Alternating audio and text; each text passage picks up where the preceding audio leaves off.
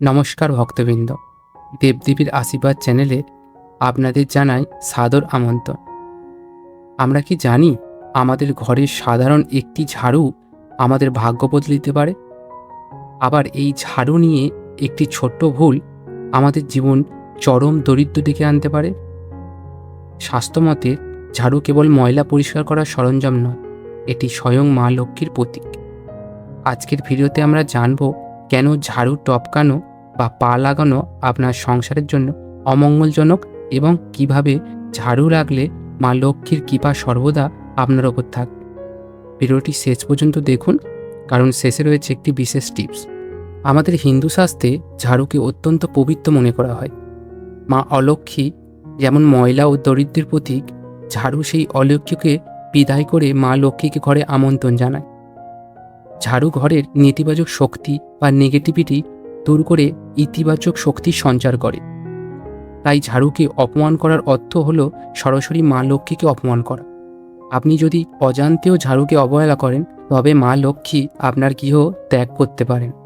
অনেকেই ভুল করে ঝাড়ুর উপর দিয়ে হেঁটে যান বা ঝাড়ু টপকে চলে যান। শাস্ত্র বলছে এটি একটি মহাপাপ। আপনি যখন ঝাড়ু টপকান, তখন আপনি আপনার ঘরের সেই সমৃদ্ধিকে অবমাননা করেন। এর ফলে সংসারে বিনা কারণে ঝগড়া অশান্তি শুরু হয়। উপার্জন বাড়লেও টাকা হাতে থাকে না, অর্থাৎ চরম আর্থিক অনটন দেখা দেয়। পরিবারের সদস্যদের মধ্যে শারীরিক অসুস্থতা বৃদ্ধি পেতে পারে। তাই ভুলেও কখনো ঝাড়ু পা দেবেন না। যদি ভুলবশত পা লেগে যায়, তবে তৎক্ষণাৎ হাত দিয়ে ঝাড়ু ছুঁয়ে প্রণাম করুন এবং মা লক্ষ্মীর কাছে ক্ষমা চেয়ে নিন। ঝাড়ু কোথায় কিভাবে রাখছেন তার উপর নির্ভর করে আপনার ঘরের সমৃদ্ধি। যেমন আমরা আমাদের ধন সম্পদ বা টাকা আলমারিতে লুকিয়ে রাখি, ঝাড়ুকেও সেভাবে আড়ালে রাখতে হবে। বাইরের কোনো লোকের দৃষ্টি যেন সরাসরি ঝাড়ুর ওপর না পড়ে। ঝাড়ু কখনো খাড়া করে বা দাঁড় করিয়ে রাখবেন না, এটি অশুভ। ঝাড়ু সবসময় মেঝেতে শুয়ে রাখা উচিত। ঘরের দক্ষিণ পশ্চিম কোণ বা পশ্চিম দিকে ঝাড়ু রাখা সবচেয়ে শুভ বলে মনে করা হয়।